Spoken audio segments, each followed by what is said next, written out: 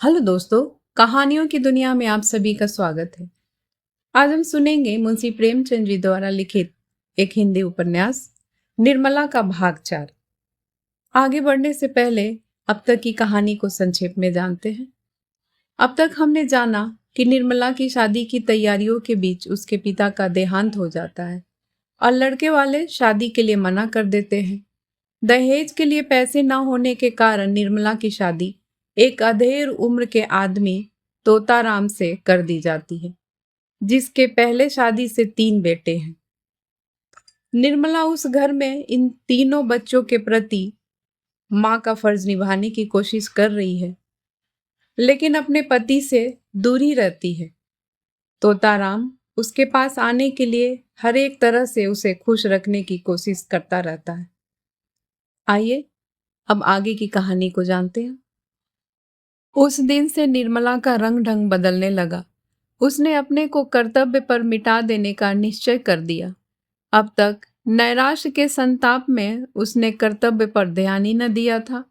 उसके हृदय में विप्लव की ज्वाला सी दहकती रहती थी, जिसकी असह्य वेदना ने उसे संज्ञाहीन सा कर रखा था। अब उस वेदना का वेग शांत होने लगा। उसे ज्ञात हुआ कि मेरे लिए जीवन का कोई आनंद नहीं। उसका स्वप्न देखकर क्यों इस जीवन को नष्ट करूं? संसार में सबके सब प्राणी सुख सेजी पर तो नहीं सोते। मैं भी उन्हीं अभागों में से हूं। मुझे भी विधाता ने दुख की गठरी धोने के लिए चुना है। वह बोझ सिर से उतर नहीं सकता। उसे फेंकना भी चाहूं तो नहीं फेंक सकती। उस कठिन भार से चाहे आंखों में अंधेरा छा जाए, चाहे गर्दन टूटने लगे, चाहे पैर उठाना दुस्तर हो जाए, लेकिन वह गठरी ढोनी ही पड़ेगी। उम्र भर का कैदी कहाँ तक रोएगा? रोए भी तो कौन देखता है? किसे उस पर दया आती है? रोने से काम में हर्ज होने के कारण उसे और यातनाएं ही तो सहनी पड़ती है। दूसरे दिन वकील साहब कचहरी से आए तो देखा निर्मला की साहस मूर्ति अपने कमरे के द्वार पर खड़ी है। वह अनिंद्य छवि देखकर उनकी आंखें तृप्त हो गई। आज बहुत दिनों के बाद उन्हें यह कमल खिला हुआ दिखलाई दिया। कमरे में एक बड़ा सा आईना दीवार पर लटका हुआ था। उस पर एक पर्दा पड़ा रहता था। आज उसका पर्दा उठा हुआ था। वकील साहब ने कमरे में कदम रखा तो शीशे पर निगाह पड़ी। अपनी सूरत साफ साफ दिखाई दी। उनके हृदय में चोट सी लग गई। दिन भर के परिश्रम से मुख की कांति मलिन हो गई थी। भांति भांति के पौष्टिक पदार्थ खाने पर भी गालों की झुर्रियां साफ दिखाई दे रही थी। तोंद कसी होने पर भी किसी मुंहजोर घोड़े की भांति बाहर निकली हुई थी। आईने के ही सामने किंतु दूसरी ओर ताकती हुई निर्मला भी खड़ी हुई थी। दोनों सूरतों में कितना अंतर था। एक रत्न जटित विशाल भवन, दूसरा टूटा फूटा खंडहर। वह उस आईने की ओर न देख सके। अपनी यह हीन अवस्था उनके लिए असह्य थी। वह आईने के सामने से हट गए। उन्हें अपनी ही सूरत से घृणा होने लगी। फिर इस रूपवती कामनी का उनसे घृणा करना कोई आश्चर्य की बात न थी। निर्मला की ओर ताकने का भी उन्हें साहस न हुआ।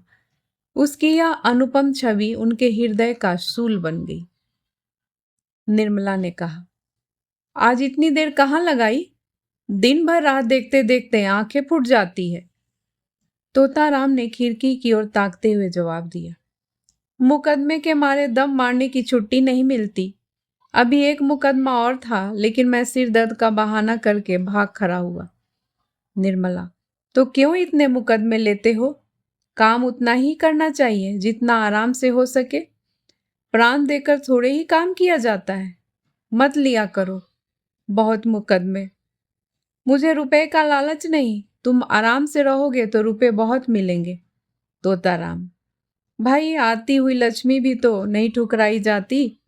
निर्मला, लक्ष्मी अगर रक्त और मांस की भेंट लेकर आती है तो उसका ना आना ही अच्छा है। मैं धन की भूखी नहीं हूं। इस वक्त मनसाराम भी स्कूल से लौटा। धूप में चलने के कारण मुख पर पसीने की बूंदें आई हुई थी। गोरे मुखरे पर खून की लाली दौड़ रही थी। आंखों से ज्योति सी निकलती मालूम होती थी। द्वार पर खड़ा होकर बोला, अम्मा जी आइए, कुछ खाने को निकालिए, जरा खेलने जाना है। निर्मला जाकर गिलास में पानी लाई और एक तस्तरी में कुछ मेवे रखकर मनसाराम को दिए। मनसाराम जब खाकर चलने लगा तो निर्मला ने पूछा, कब तक आओगे? मनसाराम, कह नहीं सकता, गोरों के साथ हॉकी का मैच है, 12 के यहाँ से बहुत दूर है। निर्मला, भाई जल्द आना, खाना ठंडा हो जाएगा तो कहोगे मुझे भूख नहीं है। मनसाराम ने निर्मला की ओर सरल स्नेह भाव से देखकर कहा, मुझे देर हो जाए तो समझ लीजिएगा, वहीं खा रहा हूं, मेरे लिए बैठने की जरूरत नहीं। वह चला गया तो निर्मला बोली, पहले तो घर में आते ही न थे, मुझसे बोलते शर्माते थे, किसी चीज की जरूरत होती तो बाहर से ही मंगवा भेजते, जब से मैंने बुलाकर कहा तब से आने लगे हैं। तोताराम ने कुछ चिढ़ कर कहा, यह तुम्हारे पास खाने पीने की चीजें मांगने क्यों आता है? दीदी से क्यों नहीं कहता? निर्मला ने यह बात प्रशंसा पाने के लोभ से कही थी। वह यह दिखाना चाहती थी कि मैं तुम्हारे लड़के को कितना चाहती हूँ। यह कोई बनावटी प्रेम न था, उसे लड़कों से सचमुच स्नेह था। उसके चरित्र में अभी तक बाल भाव ही प्रधान था, उसमें वही उत्सुकता, वही चंचलता, वही विनोद प्रियता विद्यमान थी और बालकों के साथ उसकी ये बाल वृत्तियां प्रस्फुटित होती थी। पत्नी सुलभ ईर्ष्या अभी तक उसके मन में उदय नहीं हुई थी, लेकिन पति के प्रसन्न होने के बदले नाक भाव सिकोड़ने का आशय न समझकर बोली, मैं क्या जानूं, उनसे क्यों नहीं मांगते, मेरे पास आते हैं तो दुत्कार तो नहीं सकती। अगर ऐसा करूं तो यही होगा कि यह लड़कों को देखकर जलती है। मुंशी जी ने इसका कुछ जवाब न दिया, लेकिन आज उन्होंने मुवक्किलों से बातें नहीं की, सीधे मनसाराम के पास गए और उसका इम्तिहान लेने लगे। यह जीवन में पहला ही अवसर था कि इन्होंने मनसाराम या किसी लड़के की शिक्षा उन्नति के विषय में इतनी दिलचस्पी दिखाई हो। उन्हें अपने काम से सिर उठाने की फुर्सत ही न मिलती थी। उन्हें इन विषयों को पढ़े हुए 40 वर्ष के लगभग हो गए थे, तब से उनकी ओर आंख तक न उठाई थी। वह कानूनी पुस्तकों और पत्रों के सिवा और कुछ पढ़ते ही न थे, इसका समय ही न मिलता। पर आज इन्हीं विषयों में मनसाराम की परीक्षा लेने लगे। मनसाराम जहीन और इसके साथ ही मेहनती था। खेल में भी टीम का कैप्टन होने पर भी वह क्लास में प्रथम रहता था। जिस पाठ को एक बार देख लेता पत्थर की लकीर हो जाती थी। मुंशी जी को उतावली में ऐसे मार्मिक प्रश्न तो सूझे नहीं, जिनके उत्तर देने में चतुर लड़के को भी कुछ सोचना पड़ता, और ऊपरी प्रश्नों को मनसाराम ने चुटकियों में उड़ा दिया। कोई सिपाही अपने शत्रु पर बार खाली जाते देखकर जैसे झल्ला झल्ला कर और भी तेजी से वार करता है, उसी भांति मनसाराम के जवाबों को सुन सुन कर वकील साहब भी झल्लाते थे। वह कोई ऐसा प्रश्न करना चाहते थे जिसका जवाब मनसाराम से न बन पड़े। देखना चाहते थे कि इसका कमजोर पहलू कहाँ है। यह देखकर अब उन्हें संतोष न हो सकता था कि वह क्या करता है, वह यह देखना चाहते थे कि यह क्या नहीं कर सकता। कोई अभ्यस्त परीक्षक मनसाराम की कमजोरियों को आसानी से दिखा देता, पर वकील साहब अपनी आधी शताब्दी की भूली हुई शिक्षा के आधार पर इतने सफल कैसे होते। अंत में उन्हें अपना गुस्सा उतारने के लिए कोई बहाना न मिला तो बोले, मैं देखता हूं तुम सारे दिन इधर उधर मटर गश्ती किया करते हो। मैं तुम्हारे चरित्र को तुम्हारी बुद्धि से बढ़कर समझता हूं, और तुम्हारा यूं आवारा घूमना मुझे कभी गवारा नहीं हो सकता। मनसाराम ने निर्भीकता से कहा, मैं शाम को 1 घंटा खेलने के लिए जाता हूँ, इसके सिवा दिन भर कहीं नहीं जाता। आप अम्मा या बुआ जी से पूछ लें, मुझे खुद इस तरह घूमना पसंद नहीं। हाँ, खेलने के लिए हेडमास्टर साहब आग्रह करके बुलाते हैं तो मजबूरन जाना पड़ता है। अगर आपको मेरा खेलना जाना पसंद नहीं है तो कल से न जाऊंगा। मुंशी जी ने देखा कि बात दूसरी ही रुख पर जा रही है तो तीव्र स्वर में बोले, मुझे इस बात का इत्मीनान क्यों कर हो कि खेलने के सिवा कहीं नहीं घूमने जाते? मैं बराबर शिकायतें सुनता हूँ। मनसाराम ने उत्तेजित होकर कहा, किन महाशय ने आपसे यह शिकायत की है? जरा मैं भी तो सुनूं। वकील, कोई हो, इससे तुम्हें कोई मतलब नहीं। तुम इतना विश्वास होना चाहिए कि मैं झूठ आक्षेप नहीं करता। मनसाराम, अगर मेरे सामने कोई आकर कह दे कि मैंने इन्हें कहीं घूमते देखा है तो मुंह न दिखाऊं। वकील, किसी को ऐसी क्या गरज पड़ी है कि तुम्हारी मुंह पर तुम्हारी शिकायत करे और तुमसे बैर मोल ले? तुम अपने 2-4 साथियों को लेकर उसके घर की खपरैल फोड़ते फिरो। मुझसे इस किस्म की शिकायत एक आदमी ने नहीं, कई आदमियों ने की है, और कोई वजह नहीं है कि मैं अपने दोस्तों की बात पर विश्वास न करूं। मैं चाहता हूं कि तुम स्कूली में रहा करो। मनसाराम ने मुंह गिरा कर कहा, मुझे वहां रहने में कोई आपत्ति नहीं है, जब से कहिए चला जाऊं। वकील, तुमने मुंह क्यों लटका लिया? क्या वहां रहना अच्छा नहीं लगता? ऐसा मालूम होता है मानो वहां जाने के भय से तुम्हारी नानी मरी जा रही है। आखिर बात क्या है? वहां तुम्हें क्या तकलीफ होगी? मनसाराम छात्रालय में रहने के लिए उत्सुक नहीं था, लेकिन जब मुंशी जी ने यही बात कह दी और इसका कारण पूछा तो वह अपनी झेप मिटाने के लिए प्रसन्नचित होकर बोला, मुंह क्यों लटकाऊं? तकलीफ भी कोई नहीं, और हो भी तो उसे सह सकता हूं। मैं कल से चला जाऊंगा। हाँ, अगर जगह न खाली हुई तो मजबूरी है। मुंशी जी वकील थे, समझ गए कि यह लौंडा कोई ऐसा बहाना ढूंढ रहा है जिसमें मुझे वहां जाना न पड़े और कोई इल्जाम भी सिर पर न लाए गए। बोले, सब लड़कों के लिए जगह है, तुम्हारे लिए जगह नहीं है? मनसाराम, कितने ही लड़कों को जगह नहीं मिली और वे बाहर किराए के मकानों पर पड़े हुए हैं। अभी बोर्डिंग स्कूल में एक लड़के का नाम कट गया था तो 50 अर्जियां उस जगह के लिए आई थी। वकील साहब ने ज्यादा तर्क वितर्क करना उचित नहीं समझा। मनसाराम को कल तैयार रहने की आज्ञा देकर अपनी बग्घी तैयार कराई और सैर करने चले गए। इधर कुछ दिनों से वह शाम को प्रायः सैर करने चले जाया करते थे। किसी अनुभवी प्राणी ने बताया था कि दीर्घ जीवन के लिए इससे बढ़कर कोई मंत्र नहीं है। उनके जाने के बाद मनसाराम आकर रुक्मणी से बोला, बुआ जी, बाबूजी ने मुझे कल से स्कूल में रहने को कहा है। रुक्मणी ने विस्मित होकर पूछा, क्यों? मनसाराम, मैं क्या जानूं? कहने लगे कि तुम यहाँ आवारों की तरह इधर उधर फिरा करते हो। रुक्मणी, तूने कहा नहीं कि मैं कहीं नहीं जाता? मनसाराम, कहा क्यों नहीं, मगर वह जब माने भी। रुक्मणी, तुम्हारी नई अम्मा जी की कृपा होगी, और क्या? मनसाराम, नहीं बुआ जी, मुझे उन पर संदेह नहीं है। वह बेचारी भूल से कभी कुछ नहीं कहती। कोई चीज मांगने जाता हूं तो तुरंत उठा कर दे देती है। रुक्मणी, तू यह तिरिया चरित्र क्या जाने, यह उन्हीं की लगाई हुई आग है। देख, मैं जाकर पूछती हूँ।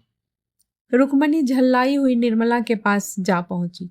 उसे आड़े हाथों लेने का, कांटों में घसीटने का, तानों से छेदने का, रुलाने का सुअवसर वह हाथ से न जाने देती थी। निर्मला उनका आदर करती थी, उनसे दबती थी, उनकी बातों का जवाब तक न देती थी। वह चाहती थी कि यह सिखावन की बातें कहे, जहां मैं भूलूं वहां सुधारे, सब कामों की देखरेख करती रहे, पर रुक्मणी उसे तनी ही रहती थी। निर्मला चरपाई से उठकर बोली, आइए दीदी, बैठिए। रुक्मणी ने खरे खरे कहा, मैं पूछती हूँ, क्या तुम सबको घर से निकाल कर अकेले ही रहना चाहती हो? निर्मला ने कातर भाव से कहा, क्या हुआ दीदी जी, मैंने तो किसी से कुछ नहीं कहा। रुक्मणी, मनसाराम को घर से निकाले देती हो तो इस पर कहती हो मैंने तो किसी से कुछ नहीं कहा। क्या तुमसे इतना भी देखा नहीं जाता? निर्मला, दीदी जी, तुम्हारे चरणों को छूकर कहती हूँ, मुझे कुछ नहीं मालूम। मेरी आंखें फूट जाए अगर उसके विषय में मुंह तक खोला हो। रुक्मणी, क्यों व्यर्थ कस्में खाती हो? अब तक तोताराम कभी लड़कों से नहीं बोलते थे। एक हफ्ते के लिए मनसाराम ननिहाल चला गया था तो इतने घबराए कि खुद जाकर लिवा लाए। अब इसी मनसाराम को घर से निकालकर स्कूल में रखे देते हैं। अगर लड़के का बाल भी बांका हुआ तो तुम जानोगी, वह कभी बाहर नहीं रहा। उसे न खाने की सुध रहती है न पहनने की। जहाँ बैठता है वहीं सो जाता है। कहने को तो वह जवान हो गया है पर स्वभाव बालकों सा है। स्कूल में उसकी मरण हो जाएगी। वहाँ किसे फिक्र है कि उसने खाया या नहीं खाया, कहाँ कपड़े उतारे, कहाँ सो रहा है। जब घर में कोई पूछने वाला नहीं तो बाहर कौन पूछेगा। मैंने तुम्हें चिता दिया है, आगे तुम जानो, तुम्हारा काम जाने। यह कहकर रुक्मणी वहां से चली गई। वकील साहब सैर करके लौटे तो निर्मला ने तुरंत यह विषय छेड़ दिया। मनसाराम से यह आजकल थोड़ी अंग्रेजी पढ़ती थी। उसके चले जाने पर फिर उसके पढ़ने का हर्ज न होगा, दूसरा कौन पढ़ाएगा। वकील साहब को अब तक यह बात न मालूम थी। निर्मला ने सोचा था कि जब तक अभ्यास हो जाएगा तो वकील साहब को एक दिन अंग्रेजी में बातें करके चकित कर दूंगी। कुछ थोड़ा सा ज्ञान तो उसे अपने भाइयों से ही हो गया था। अब वह नियमित रूप से पढ़ रही थी। वकील साहब की छाती पर सांप सा लौट गया। त्योरिया बदल कर बोले, वे कब से पढ़ा रहा है तुम्हें? मुझसे तुमने कभी नहीं कहा। निर्मला ने उनका यह रूप केवल एक बार देखा था, जब उन्होंने सियाराम को मारते मारते बेदम कर दिया था। वही रूप और भी विकराल बनकर आज उसे फिर दिखाई दिया। सहमती हुई बोली, उनके पढ़ने में तो इससे कोई हर्ज नहीं होता। मैं उसी वक्त उनसे पढ़ती हूँ जब उन्हें फुर्सत रहती है। पूछ लेती हूँ कि तुम्हारा हर्ज होता हो तो जाओ। बहुधा जब वो खेलने जाने लगते हैं तो 10 मिनट के लिए रोक लेती हूँ। मैं खुद चाहती हूँ कि उनका नुकसान न हो। बात कुछ न थी, मगर वकील साहब हताश से होकर चरपाई पर गिर पड़े और माथे पर हाथ रखकर चिंता में ग्रस्त हो गए। उन्होंने जितना समझा था बात उससे कहीं अधिक बढ़ गई थी। उन्हें अपने ऊपर क्रोध आया कि मैंने पहले ही क्यों न इस लौंडे को बाहर रखने का प्रबंध किया। आजकल जो यह महारानी इतनी खुश दिखाई देती है, इसका रहस्य अब समझ में आया। पहले कभी कमरा इतना सजा धजा न रहता था, बनाव श्रृंगार भी न करती थी, पर अब देखता हूँ काया पलट सी हो गई है। जी में तो आया कि इसी वक्त चलकर मनसाराम को निकाल दे, लेकिन प्रौढ़ बुद्धि ने समझाया कि इस अवसर पर क्रोध की जरूरत नहीं। कहीं इसने भांप लिया तो गजब ही हो जाएगा। हाँ, जरा इसके मनोभावों को टटोलना चाहिए। बोले, यह तो मैं जानता हूँ कि तुम्हें 2-4 मिनट पढ़ाने से उसका हर्ज नहीं होता, लेकिन आवारा लड़का है, अपना काम न करने का उसे एक बहाना तो मिल जाता है। कल अगर फेल हो गया तो साफ कह देगा, मैं तो दिन भर पढ़ाता रहता था। मैं तुम्हारे लिए कोई मिस नौकर रख दूंगा, कुछ ज्यादा खर्च न होगा। तुमने मुझसे पहले कहा ही नहीं। यह तुम्हें भला क्या पढ़ाता होगा, 2-4 शब्द बताकर भाग जाता होगा। इस तरह तो तुम्हें कुछ भी ना आएगा। निर्मला ने तुरंत इस आक्षेप का खंडन किया। नहीं, यह बात तो नहीं। वह मुझे दिल लगाकर पढ़ाते हैं और उनकी शैली भी कुछ ऐसी है कि पढ़ने में मन लगता है। आप एक दिन जरा उनका समझाना देखिए। मैं तो समझती हूँ कि मिस इतने ध्यान से न पढ़ाएगी। मुंशी जी अपनी प्रश्न कुशलता पर मूंछों पर ताव देते हुए बोले, दिन में एक ही बार पढ़ाता है या कई बार? निर्मला अब भी इन प्रश्नों का आशय न समझी। बोली, पहले तो शाम ही को पढ़ा देते थे, अब कई दिनों से एक बार आकर लिखना भी देख लेते हैं। वह तो कहते हैं कि मैं अपने क्लास में सबसे अच्छा हूँ। अभी परीक्षा में इन्हीं को प्रथम स्थान मिला था। फिर आप कैसे समझते हैं कि उनका पढ़ने में जी नहीं लगता? मैं इसलिए और भी कहती हूँ कि दीदी समझेंगी इसी ने यह आग लगाई है। मुफ्त में मुझे ताने सुनने पड़ेंगे। अभी जरा ही देर हुई धमका कर गई हैं। मुंशी जी ने दिल में कहा, खूब समझता हूँ तुम कल की छोकरी होकर मुझे चराने चली, दीदी का सहारा लेकर अपना मतलब पूरा करना चाहती हो। बोले, मैं नहीं समझता बोर्डिंग का नाम सुनकर क्यों लौंडे का नानी मरती है और लड़के खुश होते हैं कि अब अपने दोस्तों में रहेंगे। यह उल्टे रो रहा है। अभी कुछ दिन पहले तक यह दिल लगाकर पढ़ता था। यह उसी मेहनत का नतीजा है। कि अपने क्लास में सबसे अच्छा है, लेकिन इधर कुछ दिनों से इसे सैर सपाटे का चस्का पर चला है। अगर अभी से रोकथाम न की गई तो पीछे करते धरते न पड़ेगा। तुम्हारे लिए मैं एक मिस रख दूंगा। दूसरे दिन मुंशी जी प्रातःकाल कपड़े लत्ते पहनकर बाहर निकले। दीवान खाने में कई मुवक्किल बैठे हुए थे। इनमें एक राजा साहब भी थे, जिनसे मुंशी जी को कई हजार सालाना मेहनताना मिलता था, मगर मुंशी जी उन्हें वहीं बैठा छोड़ 10 मिनट में आने का वादा करके बग्गी पर बैठकर स्कूल के हेडमास्टर के यहाँ जा पहुंचे। हेडमास्टर साहब बड़े सज्जन पुरुष थे। वकील साहब का बहुत आदर सत्कार किया, पर उनके यहाँ एक लड़के की भी जगह खाली न थी। सभी कमरे भरे हुए थे। इंस्पेक्टर साहब की कड़ी ताकीद थी कि मुफस्सिल के लड़कों को जगह देकर तब शहर के लड़कों को दिया जाए। इसलिए यदि कोई जगह खाली भी हुई तो भी मनसाराम को जगह न मिल सकेगी, क्योंकि कितने ही बाहरी लड़कों के प्रार्थना पत्र रखे हुए थे। मुंशी जी वकील थे। रात दिन ऐसे प्राणियों से साबिका रहता था जो लोभवश असंभव का भी संभव, असाध्य को भी साध्य बना सकते हैं। समझे शायद कुछ दे दिलाकर काम निकल जाए। दफ्तर क्लर्क से ढंग की कुछ बातचीत करनी चाहिए, पर उसने हंसकर कहा, मुंशी जी, यह कचहरी नहीं स्कूल है। हेडमास्टर साहब के कानों में इसकी भनक भी पड़ गई तो जामे से बाहर हो जाएंगे और मनसाराम को खरे खरे निकाल देंगे। संभव है अफसरों से शिकायत कर दे। बेचारे मुंशी जी अपना सा मुंह लेकर रह गए। 10 बजते बजते झुंझलाते हुए घर लौटे। मनसाराम उसी वक्त घर से स्कूल जाने को निकला। मुंशी जी ने कठोर नेत्रों से उसे देखा, मानो वह उनका शत्रु हो, और घर में चले गए। इसके बाद 10-12 दिनों तक वकील साहब का यही नियम रहा कि कभी सुबह कभी शाम किसी न किसी स्कूल के हेडमास्टर से मिलते और मनसाराम को बोर्डिंग हाउस में दाखिल करने की चेष्टा करते, पर किसी स्कूल में जगह न थी। सभी जगहों से कोरा जवाब मिल गया। अब 2 ही उपाय थे, या तो मनसाराम को अलग किराए के मकान में रख दिया जाए या किसी दूसरे स्कूल में भर्ती करा दिया जाए। ये दोनों बातें आसान थी। मुफस्सिल के स्कूलों में जगह अक्सर खाली रहती थी, लेकिन अब मुंशी जी का शंकित हृदय कुछ शांत हो गया था। उस दिन से उन्होंने मनसाराम को कभी घर में जाते न देखा, यहाँ तक कि अब वह खेलने भी न जाता था। स्कूल जाने के पहले और आने के बाद बराबर अपने कमरे में बैठा रहता।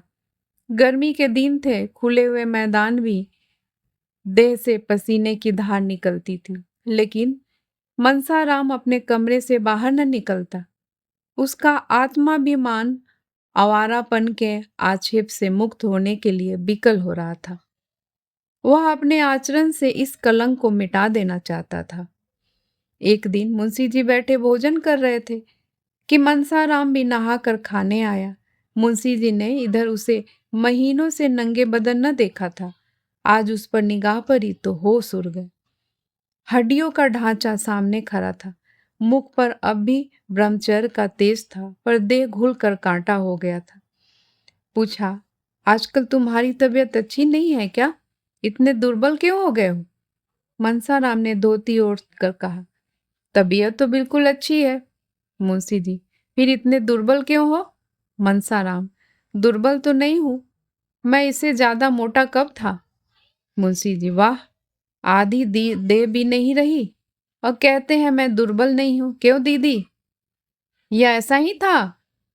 रुक्मणी आंगन में खड़ी तुलसी को जल चढ़ा रही थी।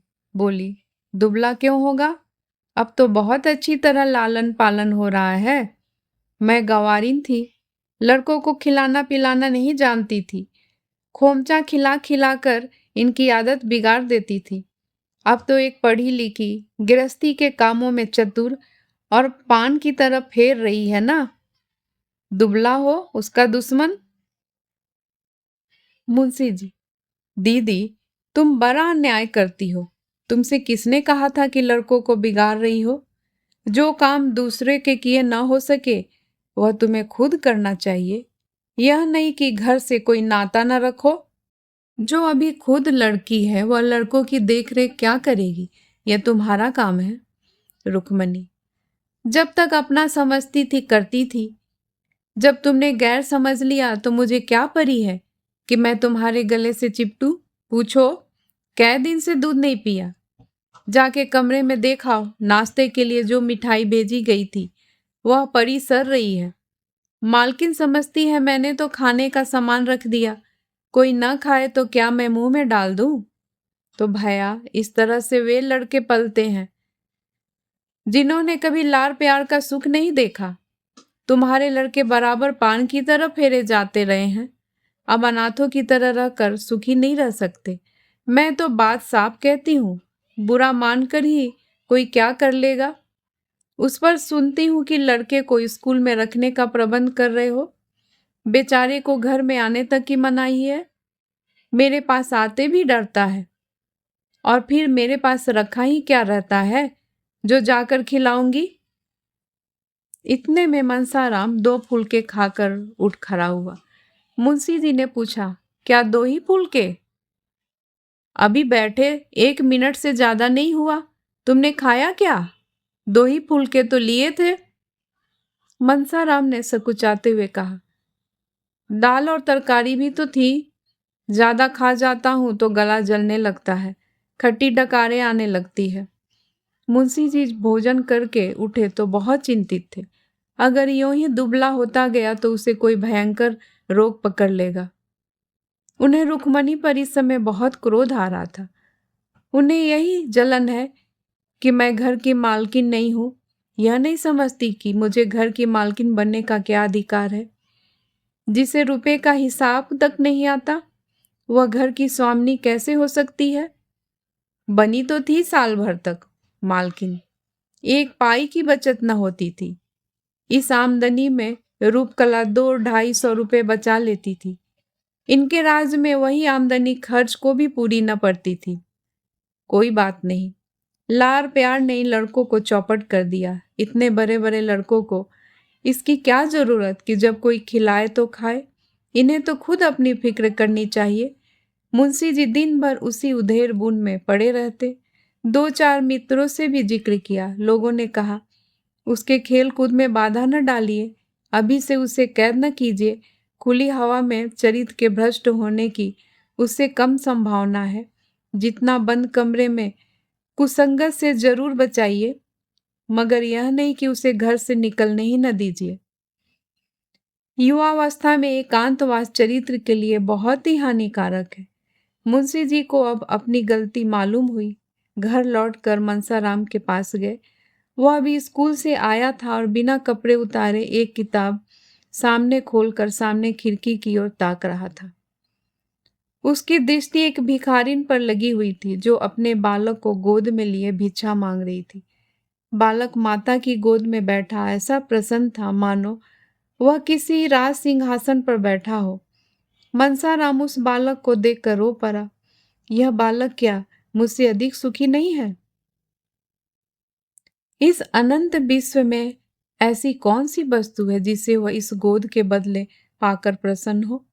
ईश्वर भी ऐसी वस्तु की सृष्टि नहीं कर सकते। ईश्वर ऐसे बालकों को जन्म ही क्यों देते हो जिनके भाग में मातृ वियोग का दुख भोगना पड़ा? आज मुझसा अभागा संसार में और कौन है?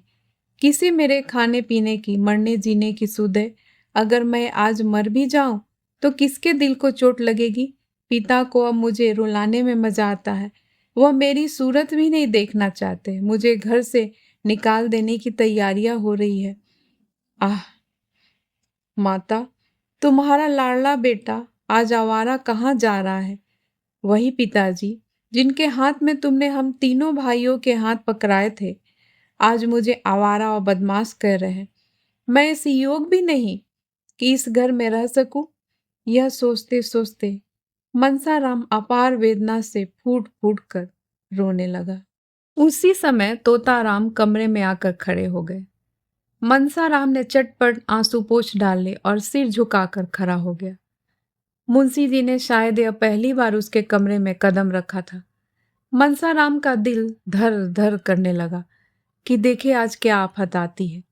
मुंशी जी ने उसे रोते देखा तो एक क्षण के लिए उनका वात्सल्य घोर निद्रा से चौंक पड़ा। घबरा कर बोले, क्यों रोते क्यों हो बेटा, किसी ने कुछ कहा है? मनसाराम ने बड़ी मुश्किल से उमड़ते हुए आंसुओं को रोककर कहा, जी नहीं, रोता तो नहीं हूं। मुंशी जी, तुम्हारी अम्मा ने तो कुछ नहीं कहा? मनसाराम, जी नहीं, वह तो मुझसे बोलती ही नहीं।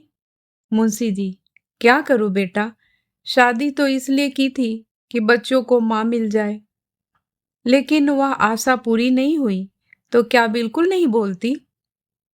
मनसाराम, जी नहीं, इधर महीनों से नहीं बोली। मुंशी जी, विचित्र स्वभाव की औरत है, मालूम ही नहीं होता कि क्या चाहती है। मैं जानता कि उसका ऐसा मिजाज है तो कभी शादी न करता, रोज एक न एक बात लेकर उठ खड़ी होती है। उसी ने मुझसे कहा था कि यह दिन भर न जाने कहाँ गायब रहता है। मैं उसके दिल की बात क्या जानता था। समझा तू कुसंगत में पड़कर शायद दिन भर घूमा करते हो। कौन ऐसा पिता है जिसे अपने प्यारे पुत्र को आवारा फिरते देखकर रंज न हो। इसलिए मैंने तुम्हें बोर्डिंग हाउस में रखने का निश्चय किया था, बस, और कोई बात नहीं थी बेटा। मैं तुम्हारा खेलना कूदना बंद नहीं करना चाहता था। तुम्हारी यह दशा देखकर मेरे दिल के टुकड़े हुए जाते हैं। कल मुझे मालूम हुआ मैं भ्रम में था। तुम शौक से खेलो, सुबह शाम मैदान में निकल जाओ, ताजी हवा से तुम्हें लाभ होगा। जिस चीज की जरूरत हो मुझसे कहो, उनसे कहने की जरूरत नहीं। समझ लो कि वह घर में ही नहीं है। तुम्हारी माता छोड़कर चली गई तो मैं तो हूं। बालक का सरल निष्कपट हृदय पितृ प्रेम से पुलकित हो उठा। मालूम हुआ कि साक्षात भगवान खड़े हैं। नैराश्य और क्षोभ से विकल होकर उसने मन में अपने पिता को निष्ठुर और न जाने क्या क्या समझ रखा। विमाता से उसे कोई गिला न था। अब उसे ज्ञात हुआ कि मैंने अपने देवतुल्य पिता के साथ कितना अन्याय किया है। पितृभक्ति की एक तरंग सी हृदय में उठी और वह पिता के चरणों पर सिर रखकर रोने लगा। मुंशी जी करुणा से बेहाल हो गए। जिस पुत्र को क्षण भर आंखों से दूर देखकर उनका हृदय व्यग्र हो उठता था, जिसके शील बुद्धि और चरित्र का अपने पराये सभी बखान करते थे, उसी के प्रति उनका हृदय इतना कठोर क्यों हो गया। वो अपने ही प्रिय पुत्र को शत्रु समझने लगे, उसको निर्वासन देने को तैयार हो गए। निर्मला पुत्र और पिता के बीच में दीवार बनकर खड़ी थी। निर्मला को अपनी ओर खींचने के लिए पीछे हटना पड़ता था और पिता तथा पुत्र में अंतर बढ़ता जाता था। फलतः आज यह दशा हो गई है कि अपने अभिन्न पुत्र से उन्हें इतना छल करना पड़ रहा है। आज बहुत सोचने के बाद उन्हें एक एक ऐसी युक्ति सूझी है जिससे आशा हो रही है कि वह निर्मला को बीच से निकालकर अपने दूसरे बाजू को अपनी तरफ खींच लेंगे। उन्होंने उस युक्ति का आरंभ भी कर दिया है, लेकिन इसमें अभिष्ट सिद्ध हो गया या नहीं, इसे कौन जानता है। जिस दिन से तोताराम ने निर्मला के बहुत मिन्नत समाजत करने पर भी मनसाराम को बोर्डिंग हाउस में भेजने का निश्चय किया था, उसी दिन से उसने मनसाराम से पढ़ना छोड़ दिया। यहाँ तक कि बोलती भी न थी। उसे स्वामी की इस अविश्वासपूर्ण तत्परता का कुछ कुछ आभास हो गया था। ओफो, इतना सकी मिजाज! ईश्वर ही इस घर की लाज रखे। इनके मन में ऐसी ऐसी दुर्भावनाएं भरी हुई थी। मुझे यह इतनी गई गुजरी समझते हैं। ये बातें सोच सोच कर वह कई दिन तक रोती रही। तब उसने सोचना शुरू किया, इन्हें क्या ऐसा संदेह हो रहा है? मुझ में ऐसी कौन सी बात है जो इनकी आंखों में खटकती है? बहुत सोचने पर भी उसे अपने में कोई ऐसी बात नजर न आई। तो क्या उसका मनसाराम से पढ़ना, उसे हंसना बोलना ही इनके संदेह का कारण है? तो फिर मैं पढ़ना छोड़ दूंगी। भूल कर भी मनसाराम से न बोलूंगी, उसकी सूरत न देखूंगी। लेकिन यह तपस्या उसे असाध्य जान पड़ती थी। मनसाराम से हंसने बोलने में उसकी विलासिनी कल्पना उत्तेजित भी होती थी और तृप्त भी। उसे बातें करते हुए उसे अपार सुख का अनुभव होता था, जिसे वह शब्दों में प्रकट न कर सकती थी। कुवासना की उसके मन में छाया भी न थी। वह स्वप्न में भी मनसाराम से कलुषित प्रेम करने की बात न सोच सकती थी। प्रत्येक वाणी को अपने हमजोलियों के साथ हंसने बोलने की जो एक नैसर्गिक तृष्णा होती है, उसी को तृप्ति का यह एक अज्ञात साधन था।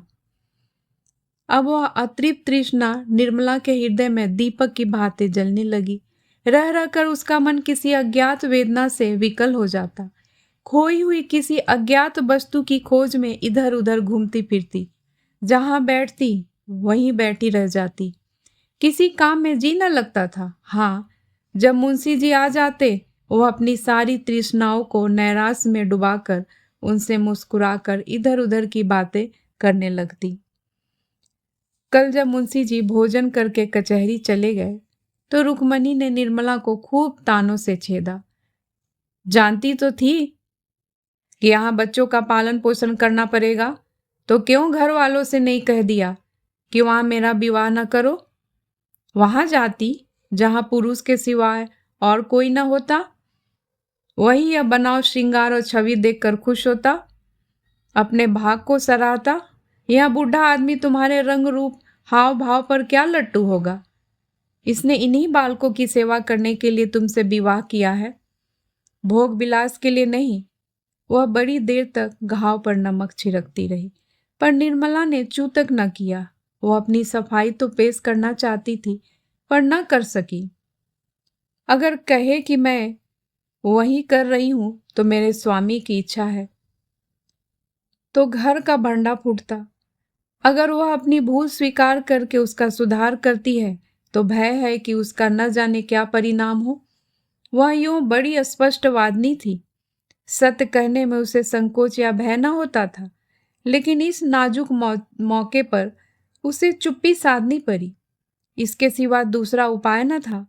वह देखती थी मनसाराम बहुत विरक्त और उदास रहता है। यह भी देखती थी कि वह दिन दिन दुर्बल होता जाता है, लेकिन उसकी वाणी और कर्म दोनों ही पर मोहर लगी हुई थी। चोर के घर चोरी हो जाने से उसकी जो दशा होती है, वही दशा इस समय निर्मला की हो रही थी। जब कोई बात हमारी आशा के विरुद्ध होती, तभी दुख होता है।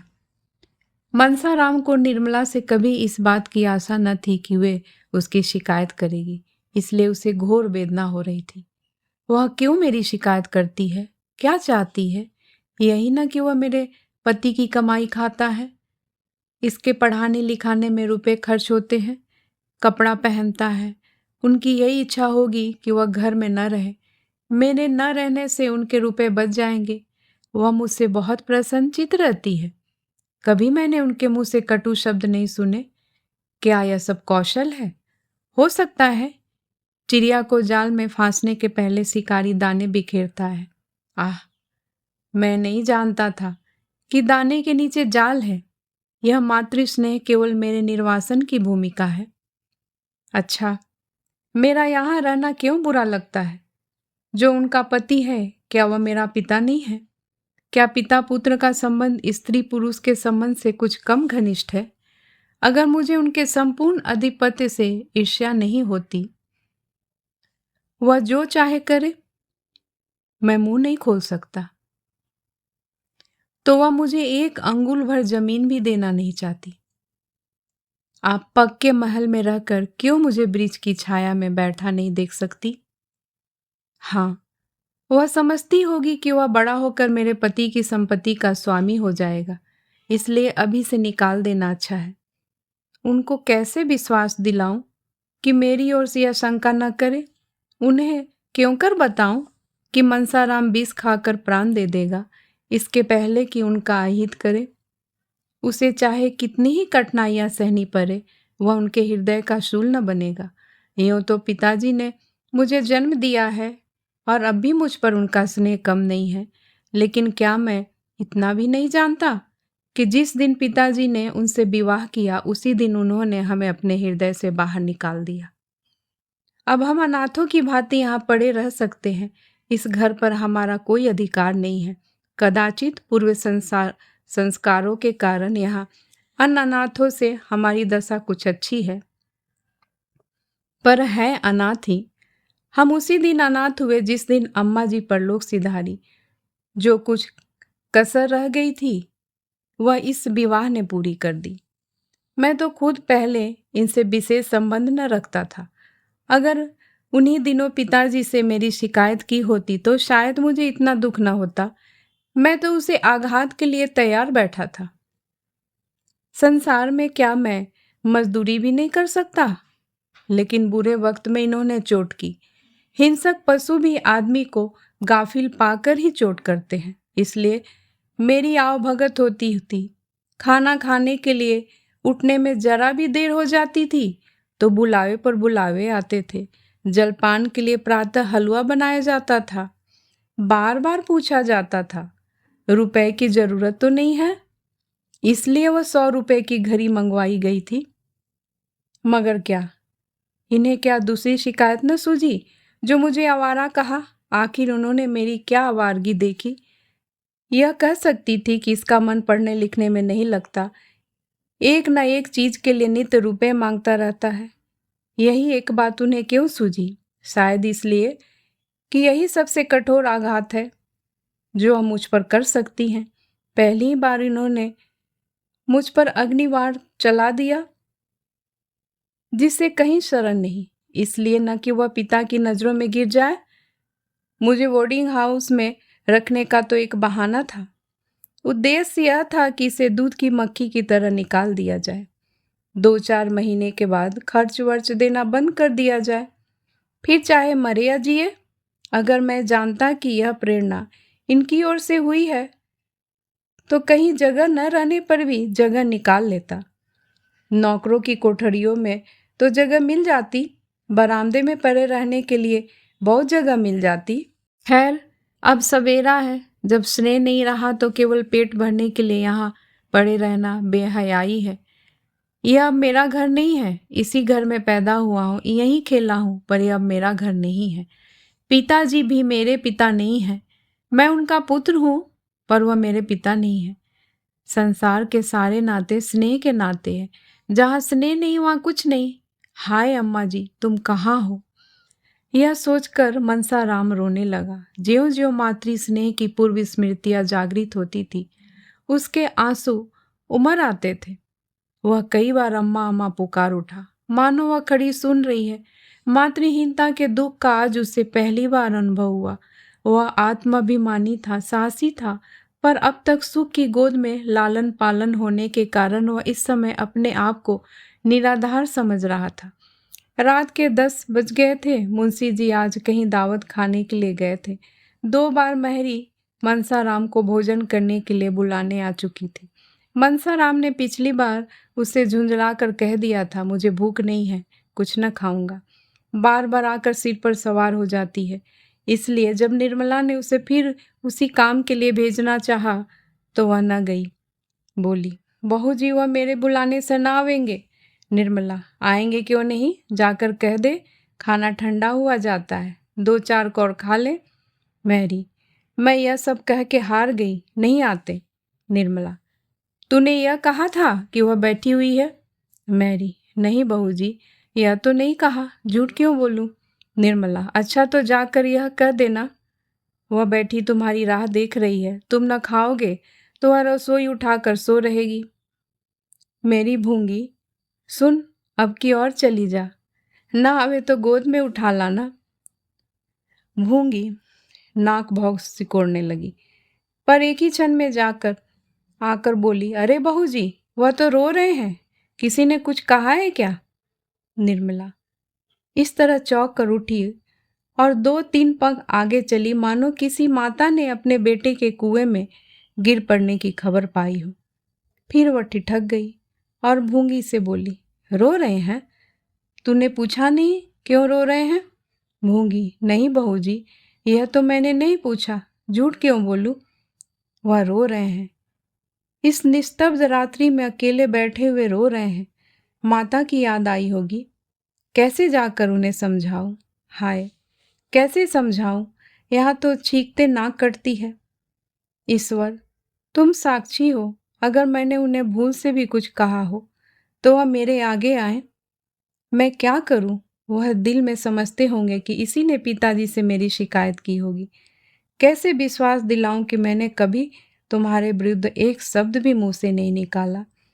अगर मैं ऐसे देव कुमार के से चरित्र रखने वाले युवक का बुरा चाहूं तो मुझसे बढ़कर राक्षसी संसार में कोई न होगी।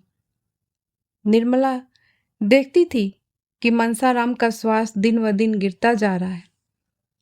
वह दिन ब दिन दुर्बल होता जाता है। उसके मुख की निर्मल कांति दिन ब दिन मलिन होती जाती है। उसका साहसी बदन संकुचित होता जाता है। इसका कारण भी उससे छिपा न था, पर वह इस विषय में अपने स्वामी से कुछ न कह सकती थी।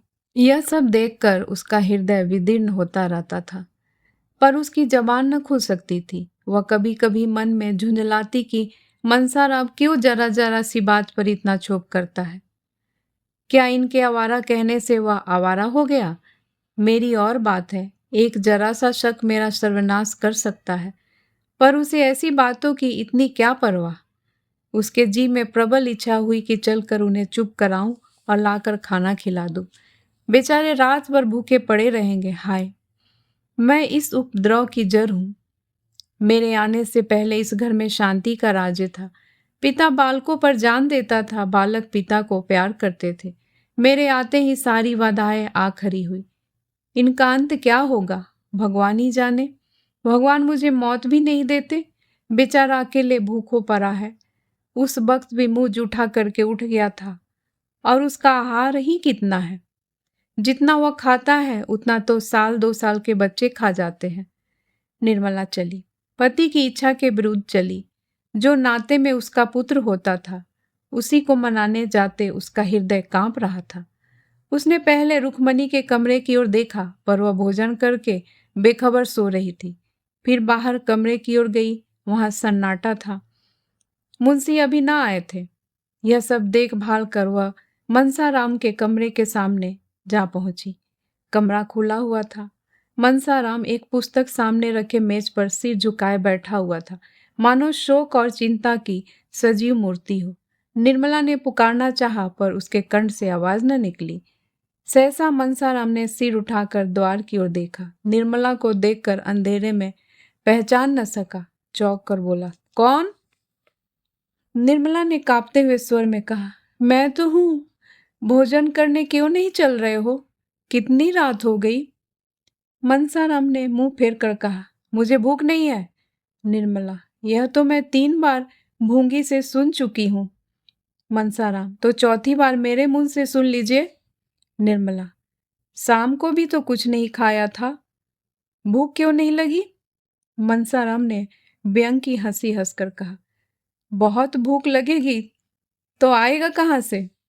यह कहते कहते मनसाराम ने कमरे का द्वार बंद करना चाहा, लेकिन निर्मला किवारों को हटाकर कमरे में चली आई और मनसाराम का हाथ पकड़ सजल नेत्रों से विनय मधुर स्वर में बोली, मेरे कहने से चलकर थोड़ा सा खा लो।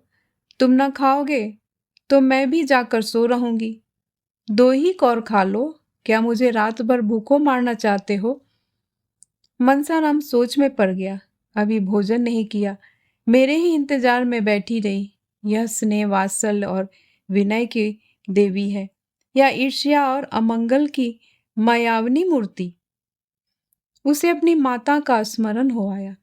जब वह रूठ जाता था तो वे भी इसी तरह मनाने आया करती थी, और जब तक वह न जाता था वहां से न उठती थी। वह इस विनय को अस्वीकार न कर सका। बोला, मेरे लिए आपको इतना कष्ट हुआ, इसका मुझे खेद है।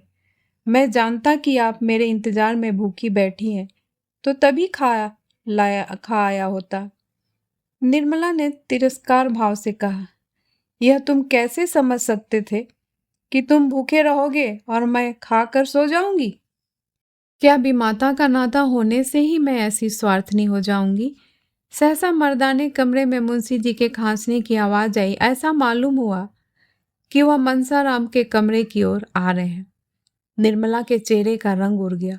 वह तुरंत कमरे से निकल गई और भीतर जाने का मौका न पाकर कठोर स्वर में बोली, मैं लौंडी नहीं हूं कि इतनी रात तक किसी के लिए रसोई के द्वार पर बैठी रहूं?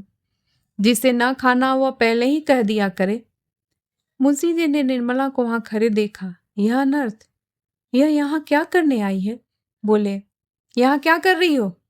निर्मला ने कर्कश स्वर में कहा, कर क्या रही हूं? अपने भाग्य को रो रही हूं। बस सारी बुराइयों की जड़ मैं ही हूं। कोई इधर उठा है, कोई उधर मुंह फुलाए खड़ा है। किस किस को मनाऊं और कहां तक मनाऊं? मुंशी जी कुछ चकित होकर बोले, क्या बात है? निर्मला, भोजन करने नहीं जाते? और क्या बात है? 10 दफे महरी को भेजा, आखिर आप दौड़ी आई। इन्हें तो इतना कह देना आसान है, मुझे भूख नहीं है। यहाँ तो घर भर की लौंडी हूँ। सारी दुनिया मुंह में कालिक पोतने को तैयार, किसी को भूख न हो। पर कहने वालों को यह कहने से कौन रोकेगा कि पिशाचनी किसी को खाना नहीं देती? मुंशी जी ने मनसाराम से कहा, खाना क्यों नहीं खा लेते जी? जानते हो क्या वक्त है? मनसाराम खड़ा रहा। उसके सामने एक ऐसा रहस्य हो रहा था जिसका मर्म वह कुछ भी न समझ सकता। जिन नेत्रों में एक क्षण पहले विनय के आंसू भरे हुए थे, उनमें अकस्मात ईर्ष्या की ज्वाला कहाँ से आ गई? जिन अधरों से एक क्षण पहले सुधा वृष्टि हो रही थी, उनमें से विष प्रवाह क्यों होने लगा? इसी अर्थ चेतना की दशा में बोला, मुझे भूख नहीं है। मुंशी जी ने घुरक कर कहा, क्यों भूख नहीं है? भूख नहीं है तो शाम को क्यों न कहला दिया? तुम्हारी भूख के इंतजार में कौन सारी रात बैठा रहे?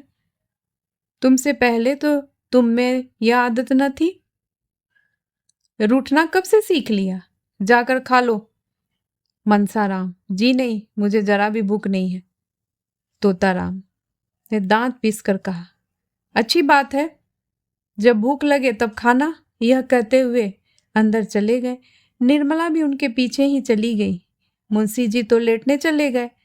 उसने जाकर रसोई उठा दी और कुल्ला कर पान खा मुस्कुराती हुई आ पहुंची। मुंशी जी ने पूछा, खाना खा लिया ना? निर्मला, क्या करती, किसी के लिए अंजल छोड़ दूंगी। मुंशी जी, इसे न जाने क्या हो गया है, कुछ समझ में नहीं आता। दिन दिन घुलता जाता है, दिन भर उसी कमरे में पड़ा रहता है।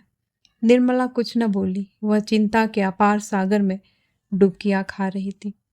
मनसाराम ने मेरे भाव परिवर्तन को देखकर दिल में क्या क्या समझा होगा। क्या उसके मन में यह प्रश्न उठा होगा कि पिताजी को देखते ही इसकी त्योरिया क्यों बदल गई? इसका कारण भी क्या उसकी समझ में आ गया होगा? बेचारा खाने आ रहा था, तब तक यह महाशय न जाने कहां से फट पड़े। इस रहस्य को उसे कैसे समझाऊं? समझाना संभव भी है? मैं किस विपत्ति में फंस गई? कहानी सुनने के लिए बहुत बहुत धन्यवाद। शेष कहानी अगले भाग में। तब तक के लिए नमस्कार।